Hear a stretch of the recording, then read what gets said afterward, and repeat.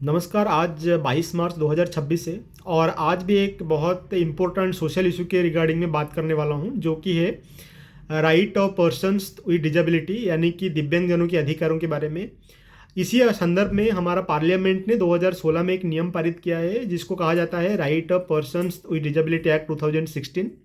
अभी ये मुद्दा थोड़ा लाइमलाइट पे इसलिए आया हुआ है क्योंकि हिमाचल प्रदेश के पब्लिक सर्विस कमीशन ने असिस्टेंट डिस्ट्रिक्ट अटर्नी पद के लिए एक भर्ती निकाला था, जिसमें इन्होंने एक एलिजिबिलिटी क्राइटेरिया के तौर पे ये बताया है कि कोई भी बंदा जिसका जो डिजेबिलिटी का परसेंटेज है इट शुड बी बिलो 60%, यानी कि कोई भी बंदे का जिसका डिजेबिलिटी का परसेंटेज एबव 60% है वो इस पद के लिए इनएलिजिबल रहेंगे। अभी इस पद के लिए एक एडवोकेट ने भी अप्लाई किए थे जिनका कि राइट सोल्जर का डिसलोकेशन था और उनका डिजेबिलिटी का परसेंटेज बियॉन्ड 90% था, एंड वो रिटन में हाई मार्क्स सिक्योर किए। और उन्होंने जब मेडिकल के लिए गए तो मेडिकल बोर्ड ने उनका फिजिकल डिजेबिलिटी के क्राइटेरिया पे उनको डिस्क्वालीफाई कर दिया और उन्होंने अपना प्ली लेके हिमाचल प्रदेश के हाई कोर्ट पे गए और हाई कोर्ट ने सेम वे उनका प्ली रिजेक्ट कर दिया। तो उन्होंने अपना अपील सुप्रीम कोर्ट में किए।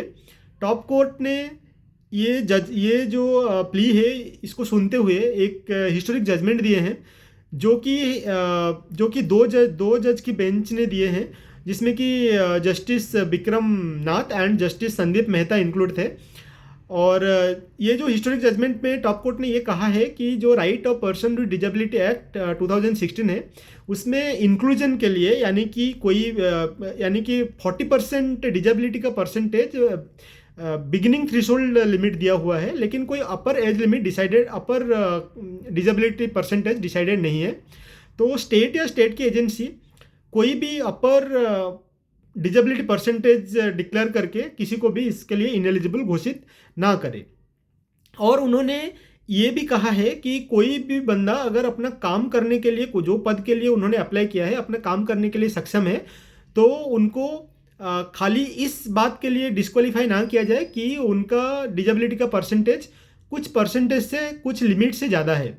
और उन्होंने ये बताया कि स्टेट और स्टेट एजेंसी का ये जो काम था, ये जो एडवर्टाइजमेंट था, it is a sheer ignorance of principle of reasonable accommodation.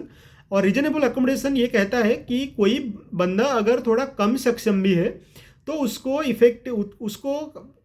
Effective साधन देके उसका वो डेफिशिएंसी कम किया जाए, ना कि उनको इनएलिजिबल घोषित कर दिया जाए।